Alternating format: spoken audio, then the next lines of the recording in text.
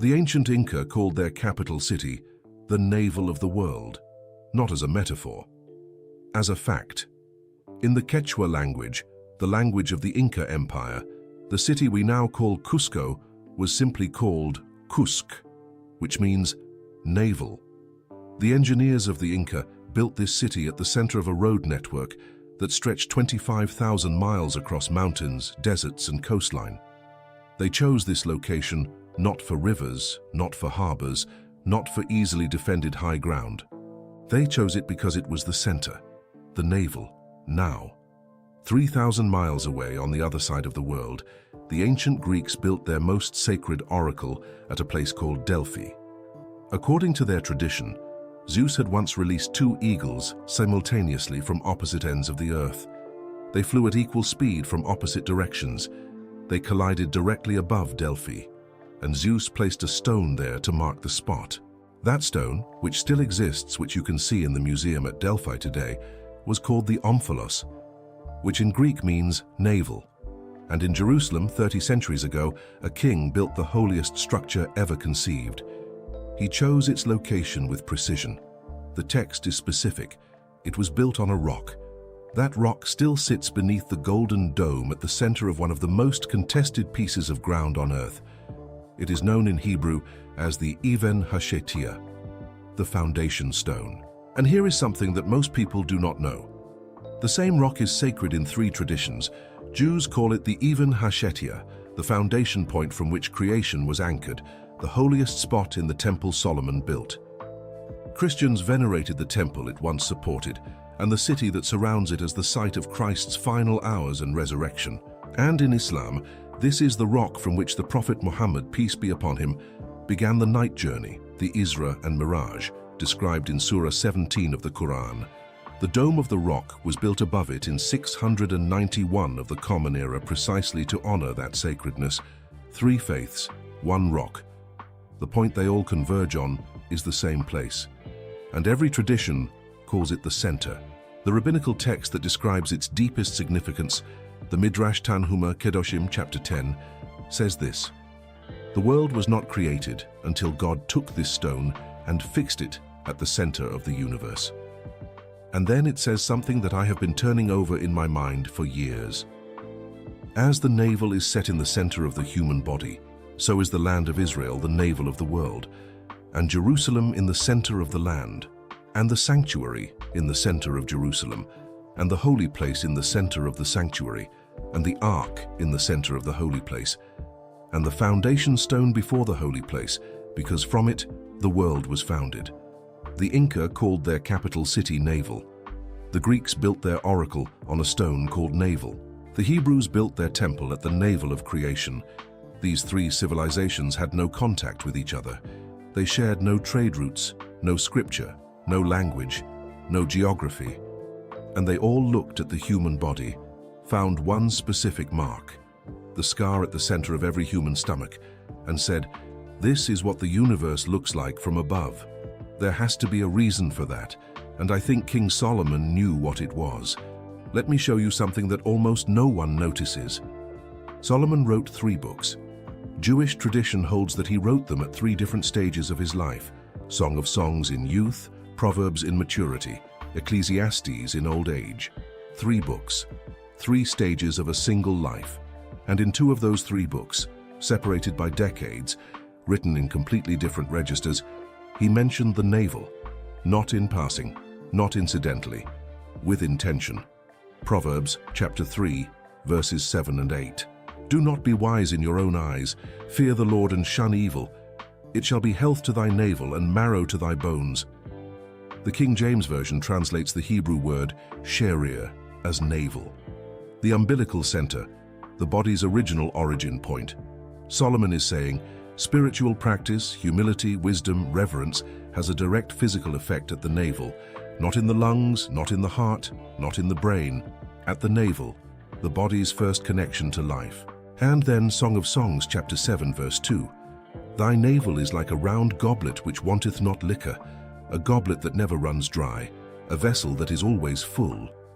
2 books, 2 entirely different contexts, one a book of wisdom, one a love poem. The same anatomical reference, the same claim, the navel is where life is housed. Now think about what the rabbis did with this. The great medieval scholar Ibn Ezra, commenting on Song of Songs 7, verse 2, connected Solomon's description of the navel directly to the Sanhedrin, the supreme judicial court of Israel. The navel, in his reading, is the governing center of the nation. The blended wine that never runs dry is the Torah, the law that never ceases. The crescent shape of the goblet, Agan Hasahar in Hebrew, mirrors the semicircle in which the Sanhedrin sat. The body, as a constitutional map. The navel as the seat of governance at the center of civilization. Solomon was not writing anatomy, he was encoding something, and the scholars who came after him spent centuries trying to understand what he had placed inside those 6 words. Thy navel is like a round goblet which wanteth not liquor. And this is where it gets strange. Open the Hebrew Bible, go to Ezekiel, chapter 38, verse 12. The verse describes the land of Israel and uses a phrase that translators render as the center of the earth, or the middle of the earth, or the navel of the earth. The Hebrew word they translate that way is tabur. The primary meaning of tabur is not center, not middle, not heart. The primary meaning of tabur is the biological navel, the umbilicus, the scar on your abdomen right now.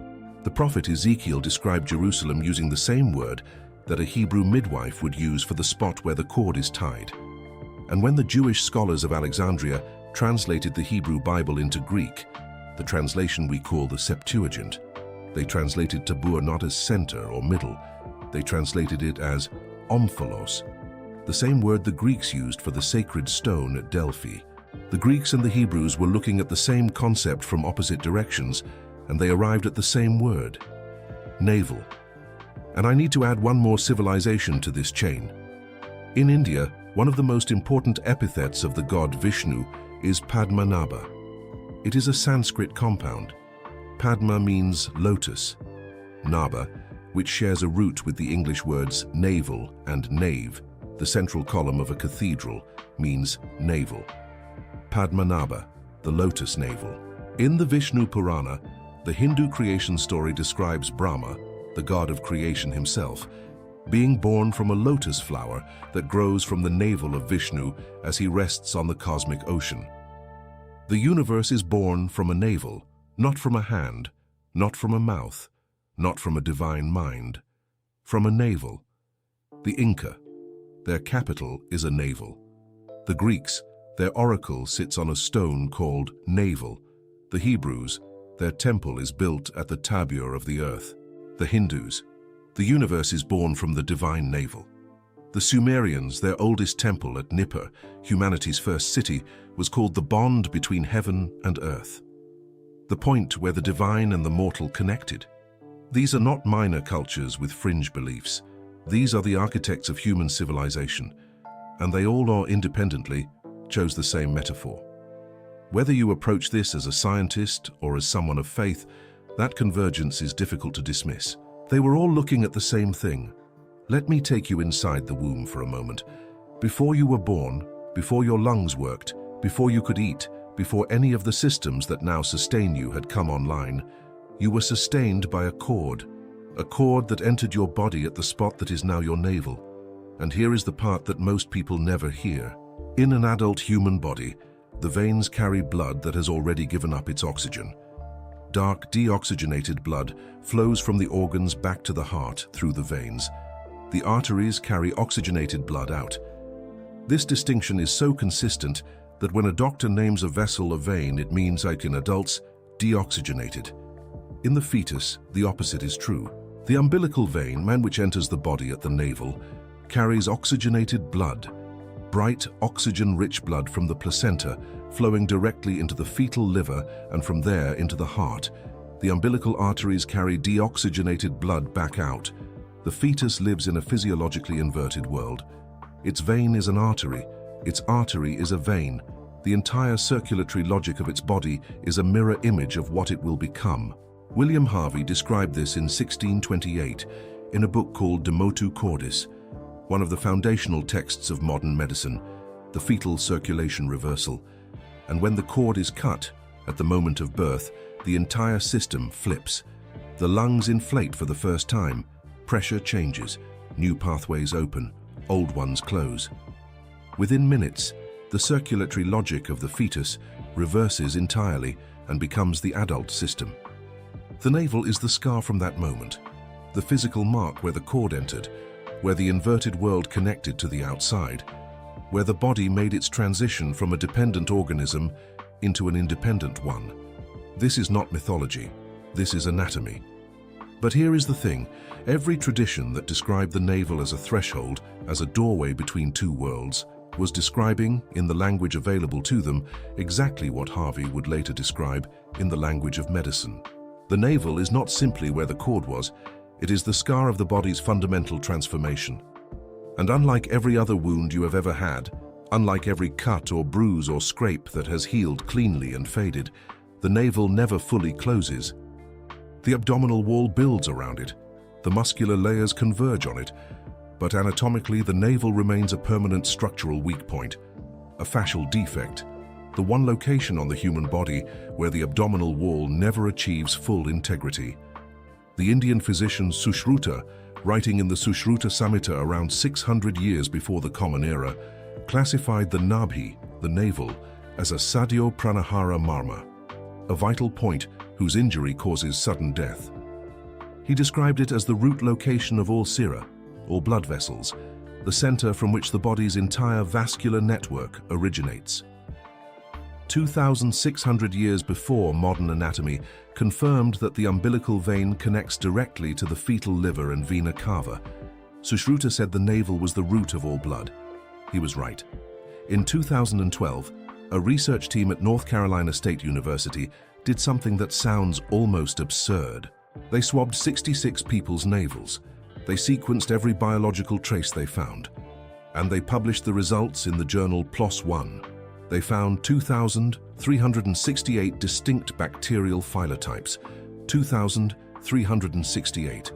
One person's navel contained a bacterial species that had previously been found only in Japanese soil. The participant had never been to Japan, had never been to Asia. There was no conventional explanation for how it had arrived there. Another participant had archaea in their navel.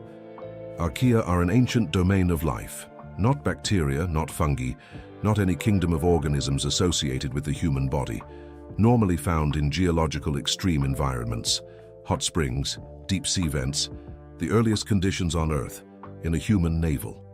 The reason for this extraordinary diversity is structural. The navel is a protected recess, unlike the rest of the skin, which is constantly disturbed, cleaned, exposed to sunlight and air and friction. The navel sits sheltered.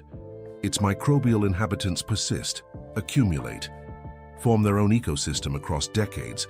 The navel is a sealed archive. It carries a record of every environment you have ever passed through, every person who has been close enough to transfer their biology to yours, every surface, every climate, every contact that left something behind. Your navel has been keeping notes since the day you were born. Take a moment with that. Now I need to tell you about a 6-year-old boy. His name was Matthew Farrow. He was from North Carolina. In the autumn of 1988, he was dying. His diagnosis was Fanconi anemia, a rare genetic disorder that destroys the bone marrow's ability to produce blood cells. The treatment options of that era were running out. His doctors had a different idea. His mother had just given birth to a new baby, and in the umbilical cord of that newborn, in the blood that was, in that year and in every previous year in the history of medicine, simply discarded as biological waste, there were stem cells, hematopoietic stem cells, the kind that build entire blood systems from scratch. The cord blood was frozen, shipped to the Hospital St. Louis in Paris, and on the 6th of October, 1988, it was infused into Matthew Farrow. Within 19 days, his blood system had been rebuilt. He is alive today now. Here is the part I cannot get out of my mind. That cord blood had existed in every human umbilical cord since the beginning of our species. For hundreds of thousands of years, every midwife, every healer, every birth attendant in every culture on Earth had looked at the umbilical cord after delivery and seen waste. Biological byproduct, something to be discarded, nothing of value, except Thomas Wharton, An English anatomist who published his work in 1656 had found that the interior of the umbilical cord was filled with a gelatinous substance. He thought it served as a surrogate lymph transport. He was looking at what we now call Wharton's jelly. 3.5 centuries later, researchers began extracting cells from that same gelatinous substance. What they found was extraordinary. The cells in Wharton's jelly expressed telomerase, the enzyme associated with cellular renewal and longevity. It is what separates cells that continue to replicate from cells that age and stop. The cells in Wharton's jelly express it at levels significantly higher than cells from adult bone marrow. They are functionally younger than any other stem cell source currently available. Current research confirms that these cells, Wharton's jelly-derived mesenchymal stem cells, have more robust therapeutic properties, fewer complications in transplantation, faster growth capacity, and a broader range of clinical applications than bone marrow-derived equivalents. The gelatinous substance that Wharton noticed in 1656 turns out to be one of the most medically significant materials in the human body, and every person who has ever given birth, in all the centuries before 1988, looked at it and threw it away. Except the Igbo of southeastern Nigeria did not throw it away. They buried it. I want to tell you something I have not told in a video before. When I was 7 years old, perhaps 8, my mother took my hand one afternoon and walked me to a corner of our compound in Nsukka. She stopped in front of a young palm tree. It was perhaps my height at the time, a thin trunk, a handful of fronds just beginning to spread. She said, "This is your tree." I looked at it. I said, "What do you mean, my tree?" She said, "Your cord is buried here. This is where you began." I did not understand. I was 7. I asked her what the cord was. She explained it. The umbilical cord, cut at birth, buried at the base of this tree so that my beginning was planted in the earth. I remember thinking it was the strangest thing I had ever heard. I went back to London with my father. I went to secondary school. I went to SOAS. I spent years studying ancient Near Eastern languages, reading manuscripts, tracing the lineage of the world's sacred texts. I never thought about that tree again, until one evening, sitting in the library at SOAS, I was reading the Midrash Tanhuma, and I came to the exact passage I read to you earlier. The Almighty created the world in the same manner as a child is formed in its mother's womb. Just as a child begins to grow from its navel and then develops into its full form, so the world began from its central point and then developed in all directions. I put the book down because I suddenly understood what my mother had done. She had not been superstitious. She had not been performing an empty ritual. She had been doing what every civilization that understood the navel had always done. She had planted the center of my world in the earth. She had given me a foundation stone. The Igbo practice is called Ili Ichi. The umbilical cord is buried at the root of a living tree, a palm tree or another economically significant tree in the family compound, which becomes the child's natal tree, their inalienable spiritual property. In Igbo customary law, a diala, a freeborn son of the soil, is defined in part by the ability to point to the burial place of their cord. Your cord's location is your identity, your origin, your legal claim to the land you stand on. The Maori of New Zealand have a practice that is in essence identical. Their word for placenta is wenua. Their word for land is also wenua. Not similar words, not related words, the same word. The Maori bury the wenua on ancestral land to bind the child to their tribal territory. Because in their language, the placenta and the land are not metaphorically connected. They are literally the same thing. My mother in Nsukka had never met a Maori elder. She had never read the Midrash Tanhuma. She could not read Quechua, and she had no idea that the Inca called their capital city Navel, or that the Hebrews built their temple at the tabur of the earth, or that William Harvey had described the fetal circulation reversal in 1628. She knew what she had always known. The cord is not waste. The cord is the beginning, and it belongs in the earth. I went back to Nsukka about a decade after that night in the library. I walked to the corner of the compound. The palm tree was taller than the compound wall by then, a full-grown tree bearing fruit, roots deep in the soil. I stood in front of it for a long time. I thought about Sushruta calling the Nabi the root of all blood vessels in 600 BCE. I thought about the Midrash and the foundation stone and the nested cosmological hierarchy. I thought about Matthew Pharaoh, whose blood was rebuilt by a cord his generation finally did not throw away. And I thought about my mother, who had no degree in ancient Near Eastern studies, who had never heard of Wharton's jelly or hematopoietic stem cells or the belly button biodiversity project, but who had looked at a cord on the day I was born and heard something in her tradition saying, "Do not discard this." This came from the center. She was not behind the world. She had been carrying something the world had lost. I want to end with something, not an instruction, just a thought. Every human being who has ever lived, Solomon, the Inca Emperor Pachacuti, the Ethiopian monks chanting in the dark at Debre Damo, the Hindu astronomers who mapped the stars from Varanasi, the Maori navigators of the Pacific, the Yoruba healers of the Niger Delta, the Greek oracles at Delphi, Matthew Pharaoh in North Carolina, every one of them arrived in the world through a cord, and every single one of them, when that cord was cut, was left with the same scar. Not on the chest where the heart beats, not on the forehead where consciousness lives, not on the hands where work is done, on the abdomen, the middle, the center. And every civilization I have named looked at that scar and saw the same thing. Not an accident, not an inconvenience, not a wound to be forgotten, a mark of connection, a reminder that every living person was once tethered to another person, that every independent body was once dependent, that every self that has ever walked the earth arrived here through a cord that connected it to something larger than itself. The Midrash says the world grew from a navel point outward. I believe the Midrash was describing something true, because the world does grow from a navel point outward. Every single human world does. It begins at a point of connection. It expands. The cord is cut. The scar remains. Solomon called it the seat of health. He called it a vessel that is never empty. He built his temple at the foundation stone, the place his tradition called the cosmic navel, and then wrote in a love poem about a human navel that is always full. I do not think that was a coincidence. I think he understood something that takes the rest of us a lifetime to learn, that to know where your power is, you have to know where you began. The ancients built their cities at the navel of the world so they would never forget where everything came from. Your navel is not a scar, it is a record. It is the mark that you were once connected to something you did not choose and cannot fully explain.